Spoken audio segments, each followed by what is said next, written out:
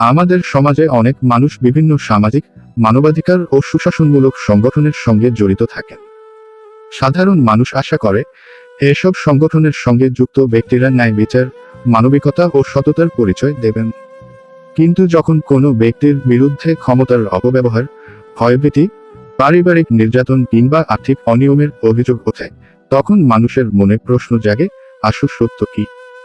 একজন বাংলাদেশ মানবাধিকার ব্যুরো কর্মী মোহাম্মদ মাসুম হোসেন আরও কয়েকটি সংগঠনের সাথে জড়িত, যেমন বাংলাদেশ মানবাধিকার ব্যুরো, সুশাসন, নাগরিক সুজন আরও কয়েকটি সংগঠনের সাথে জড়িত। যে ব্যক্তি এমন সংগঠনের সাথে জড়িত থাকা অবস্থায় সে ব্যক্তি এতটা বেপরোয়া আচরণ এবং এতটা নিষ্ঠুর হতে পারে তা আজ আপনাদের সামনে তুলে ধরব। একটি ছেলেকে মারধর করে তার পুরো শরীরটা ক্ষতবিক্ষত করেছে মাসুম হোসেন। একজন বয়স্ক বৃদ্ধ বাবার বয়সী লোকটিকে লাথি মারতে মারতে দ্বিতীয় তলা থেকে নিচে নামিয়ে আনে। একজন প্রেগন্যান্ট মহিলাকে পেটে লাথি মারারও অভিযোগ আছে। মাসুমের ছোট বোন একজন মুসলিম পরিবারের মেয়ে। একটি হিন্দু ছেলের সাথে অবৈধ সম্পর্ক করে সেই ছেলের কাছ থেকে প্রায় 50,000 টাকা হাতিয়ে নেয়ার অভিযোগ আছে। আরও একটি ছেলের সঙ্গে মাসুমের বোন অবৈধ সম্পর্ক করে। সেই ছেলের সাথে মাসুমের বোনের বিয়ে হয়। বিয়ের পর মাসুমের বোনের অন্যান্য অনেক ছেলের সাথে অবৈধ সম্পর্ক থাকে। তাই এই ছেলে মাসুমের বোনের সাথে সম্পর্ক রাখতে চান না।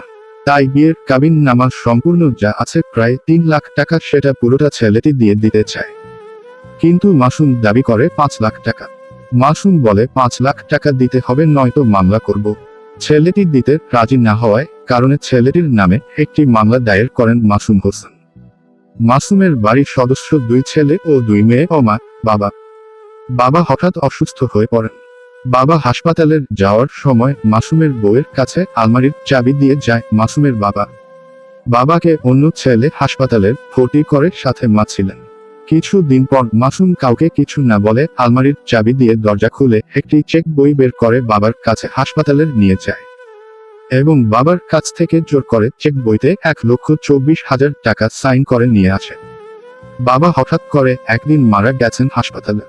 বাবা মারা যাওয়ার পর মাসুম হোসেন যে 1,24,000 টাকা সাইন করে নিয়ে আসে, সেই টাকার কোনো হিসাব দেয় না পরিবারের অন্য সদস্যদের। কেউ কোনো হিসাব চাইলে পরিবারের অন্য সদস্যদের মিথ্যা মামলা হামলার ভয় ভীতি দেখায়। মাসুম হোসেনের বোন আরও একটি ছেলের সাথে অবৈধ সম্পর্ক করে। একটি ছেলের ভুয়া মিথ্যা মা বানিয়ে কোর্টের মধ্যে জোর করে একটি মহিলাকে সাক্ষ্য দিতে বাধ্য করা হয়েছে। মাসুমের হোসেনের বিরুদ্ধে কিছু বললে মাসুম হোসেন পরিবারের অন্য সদস্যদের মিথ্যা মামলা ভয় ভীতি দেখায়। প্রায় 1